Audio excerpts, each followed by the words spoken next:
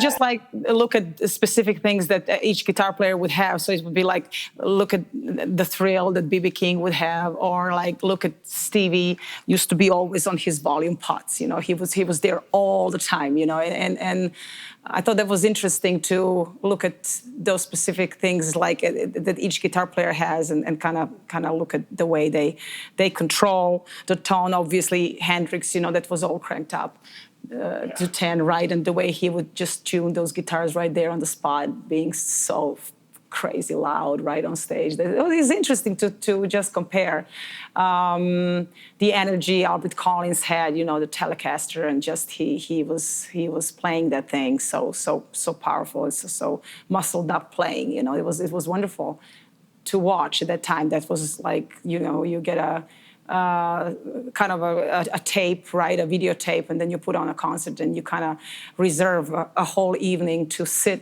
and watch the concert, you know, and that was fun times going on.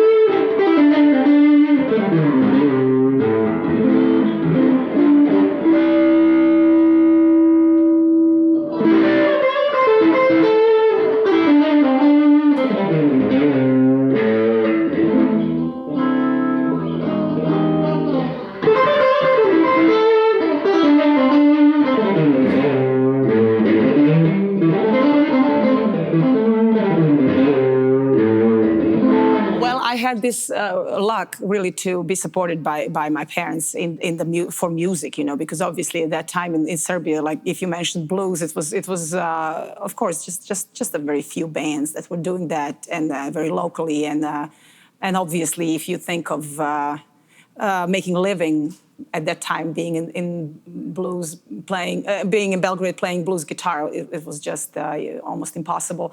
But anyway, they were very supportive. So I guess my first guitar I got, it was I think it was a '71 Strat.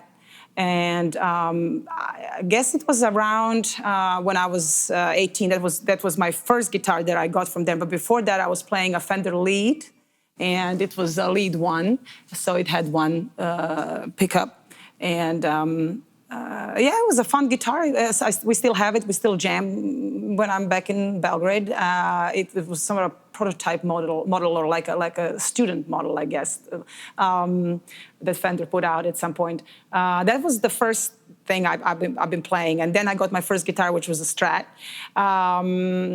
A few years later, I got my 57 that's here on stage with me. I think I was maybe 20, and they really took me to the store in Holland, and it was obviously super expensive for that time. You know, people were working for like $300 a month. So to have a reissue 57, that was a lot of saving for me, which was very nice at that time, because I already had a band, and they kind of saw it in me, I guess, and they really wanted to support that. So we were in Holland on a vacation, and they all put their little finances together and decided that Anna should have a guitar, which was very kind.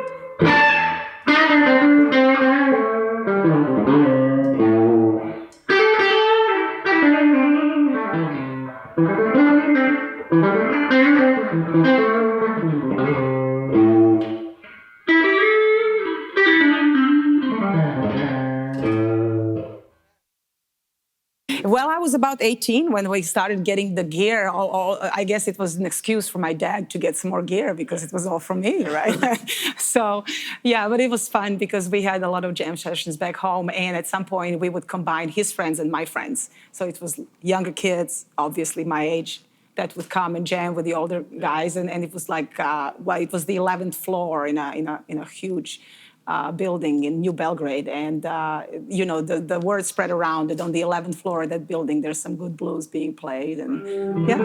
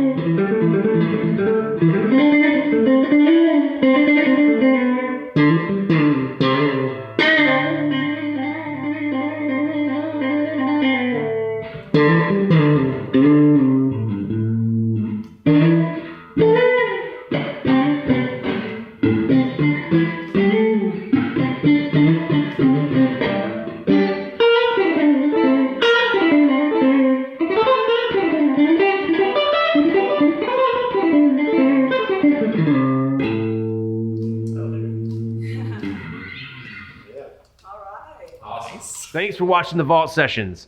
Every view and subscription we get helps us buy guitars for kids.